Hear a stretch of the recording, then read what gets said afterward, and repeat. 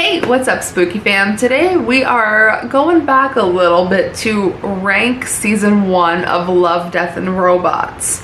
If you guys have been following this anthology series for the past couple of years, we are on season 3 now. We have 2 episodes left as I am filming this video.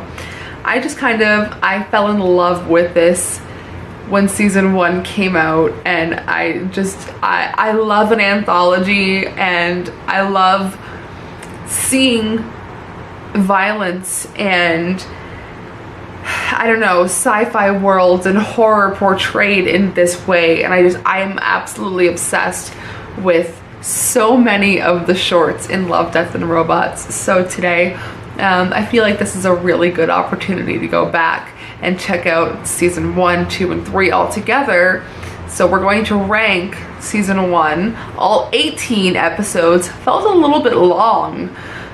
I mean, looking back on it, like, there's not 18 episodes now, but I really liked the longer format.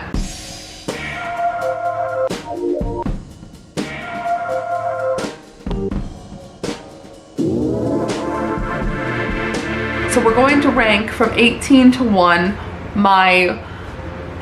I don't want to say worst to best, because there's no way that I love every single segment, and I had a really hard time narrowing these down. I knew my top 5 right away, but there's no way that I can say I didn't like any segment, because they are all so innovative and so interesting and shocking. So before we get into this, please go ahead and give this a thumbs up if you enjoy. Please go ahead and check out my links down below if you'd like to see any more of me or support the channel any further. And let's start right at the back at number 18 with Ice Age. A young couple finds they aren't alone when they move into a new apartment and discover a lost civilization in their antique freezer, and this is the only one that has people in it. as close as some of the segments might look to people, these are the only ones. This one stars Topher Grace and Mary Elizabeth Winstead, I believe. But moving on to number 17, When the Yogurt Took Over. After scientists mistakenly create super intelligent yogurt, it soon grows hungry for world domination. And while this is really good comedic relief in amidst all of the chaos, it's not one of my favorites. I do like it, but it's not one of my favorites. Number 16, Alternate Histories. An alternate version of history that shows Hitler dying in a variety of ways. We went DVD hunting and I found this. I love a Morgan Spurlock documentary, and this one's called Meet the Hitlers. So if you've heard of that one, let me know. Number 15 is Sucker of Souls. Freed on an archaeological dig, a bloodthirsty demon fights against a gang of mercenaries equipped with cats, of all things. Number 14, maybe a little controversial, but it's 3 Robots. I know it's kind of far back on the list, but I feel like my top 5 picks are a lot more strong than 3 Robots. 3 Robots embark on a sightseeing tour of a post-apocalyptic city, and while I do like those ones because there is a new one, I feel like it's okay to rank it kind of far back. Number 13 is The Dump, which I feel like is another really strong comedic relief. Not too scary, just a really good one. Ugly Dave is comfortable in his garbage dump home, and he is prepared to do whatever it takes to defend it. Number 12 is The Witness, and this movie reminds me of the movie Piercing so much. After witnessing a murder, a woman goes on the run through the streets of a surreal city in an attempt to escape the killer. Number 11, maybe another controversial one to be so far back, but it's Beyond the Aqualia Rift. A ship's crew attempts to find out how far they've gone in the wrong direction after traveling so many years in light speed. And I feel like it's a good, like, it's full of dread, a lot of sex, but it's not.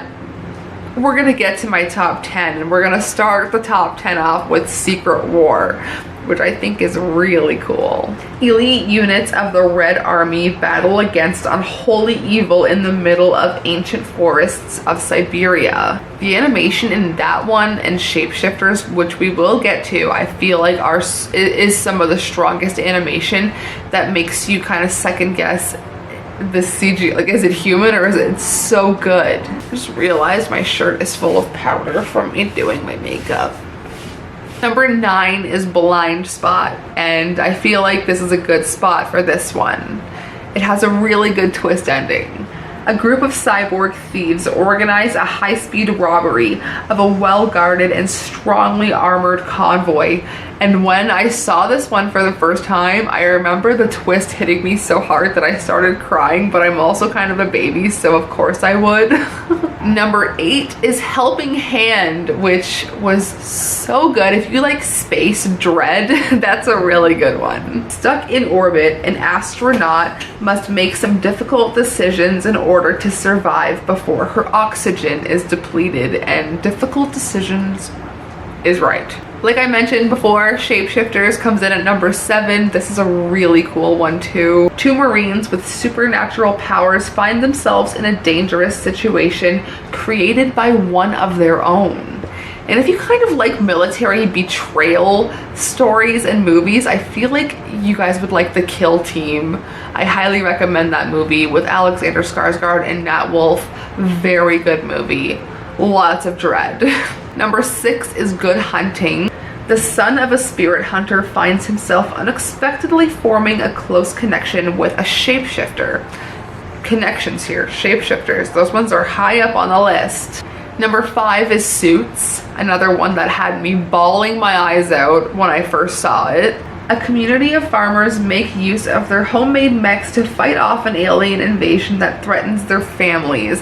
And this one has a really sad ending, but it's really intense to watch, and the animation is really cool on that one. Number 4 is Sonny's Edge, and this is the first episode that I had ever seen of Love, Death, and Robots, and it roped me in immediately.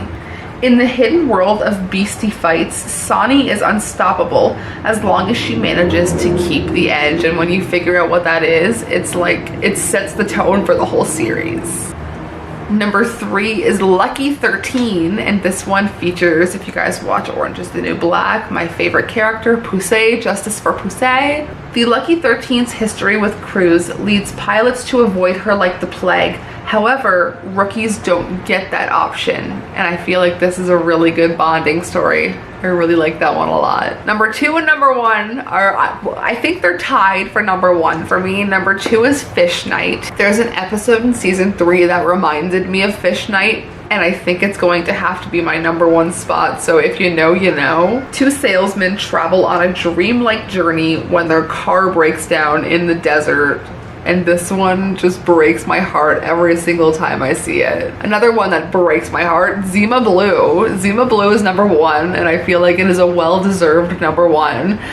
As someone who creates and who, you know, I don't know, I feel like I connected a lot with that one. After just doing so much, you just wanted to nothing, and he just wanted to become a pool filter, and it's like, it's so good. Renowned artist Zima reflects on his mysterious past and rise to spotlight before revealing his final piece, and it is so good. I think the animation is so, I don't know, it's out of this world. I believe the main character's last name is Markham, which is my last name, which was a funny coincidence because it's my favorite one in the first season, and I never hear my last name in anything. I never get to connect with anybody in that way because I don't really like Markham. It's like a city in Ontario. I don't know, I just don't feel like it's a name that I hear too often. So when I heard that, I like connected with it instantly, and it was just a really cool short, and I love Zima Blue. So that's my ranking from 18 to 1. I will be doing season 2. We will be doing Giallo week coming up, where I will be doing a giveaway. I made a little pin to give away, corresponding with Giallo week. So we're gonna do a little giveaway there. So let me know what your ranking is or what your favorite segments are for season 1. I'm really looking forward to revisit some of the segments in season 2. I will see you all very soon. I'm going to go give my dad a haircut. And I will talk to you in the next video. Sayonara, Spooky fam.